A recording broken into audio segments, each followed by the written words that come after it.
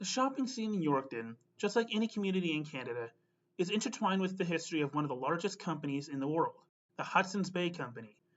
From the company building its own iconic stores to the company's wide-spanning wares, the HBC was a mainstay for almost anybody in Canada.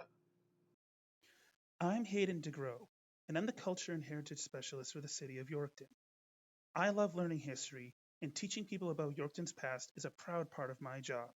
Join me as I highlight fascinating people, places, and events from Yorkton's history and take you where these places can be found today. This is Yorkton Retold. Talking about the full history of the Hudson's Bay Company would take all day, as the company is literally that old. First established by royal decree all the way back in 1670, the Hudson's Bay Company was the fur trading company set up by the British Empire. Their first intention was to trade the beaver furs that the indigenous peoples were bringing out of the wilderness of what is now central Canada and the northern United States. The territory the company was given to operate became known as Rupert's Land, which encircled the company's namesake body of water and expanded into the interior of North America from there. The places the company traded with indigenous peoples were initially forts. These places, also known as trading posts, were self-contained communities where settlers could come and establish new lives for themselves. Great cities in Canada, such as Winnipeg, Calgary, Edmonton, and Victoria, all grew up around these forts. However, as the communities grew larger and the fur trade became less important, the HBC began to change its focus. They soon became more of a retailer, creating department stores that catered to the needs of frontier families. This is around the time where Yorkton got its store. The first building that HBC occupied was already a department store, owned by one of Yorkton's pioneering storekeepers, James Horne. When HBC arrived in 1898, they simply leased Horne's building, setting themselves up for a long stay. In 1903, James Horne sold his building to HBC for $6,750, which today would be over $200,000. In these walls, everything from farm equipment to clothing to home appliances were sold, making the HBC a dominant store on the Yorkton retail landscape. In 1911, it was decided by HBC that Horne's building was showing its limits and was needing replacing. A furnace explosion, though, prompted this plan to go forward. Amidst a big buzz surrounding this announcement, the 1890s building was demolished and replaced with a new building. This new building matched the Edwardian architecture that was being used in the other bigger stores across Canada.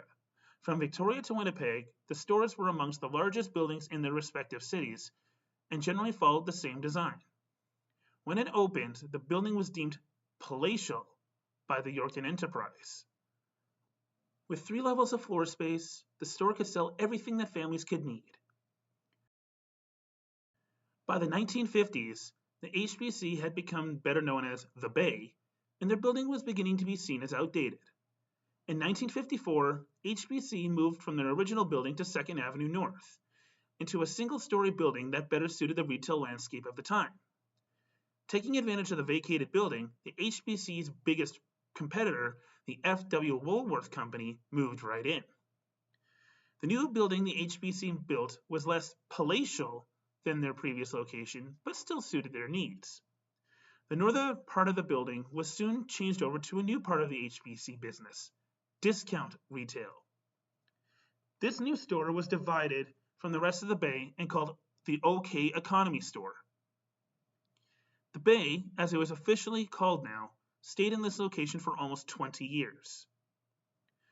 The new concept was expanded further, with HBC buying the Canadian discount chain Zellers.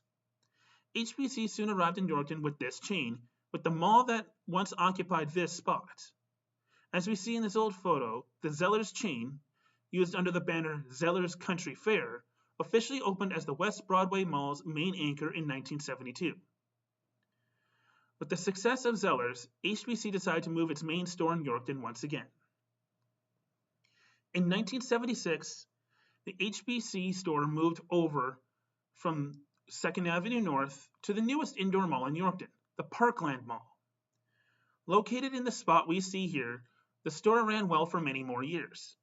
However, they sadly could not last forever, and it is obviously seen here.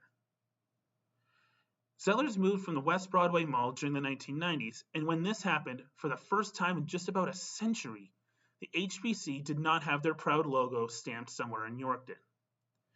Zellers also did not last long, with the store dying with the brand in the early 2000s. But that isn't where the HBC story ends.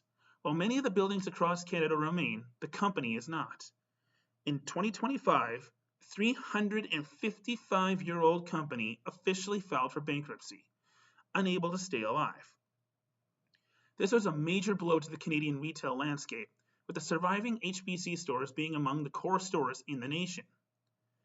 However, the store's entire brand catalog and trademarks are currently in the process of being bought by another dominant Canadian company, Canadian Tire. This could mean that, in a way, HBC could return to the Parkland Mall for the first time in almost 25 years. This ongoing story shows that the company is still a major part in Canada. While the HBC story may not be finished, what we do know about its history shows that every community that had their own stores gave them a great connection to the rest of the world. In Yorkton, the 1912 HBC building still remains as one of the most iconic landmarks of Broadway Street and one of the most unique buildings in Saskatchewan. More than a century after it was built, it still remains palatial in the eyes of many people. Thanks for watching. Don't forget to like this video, subscribe to the channel, and leave a comment.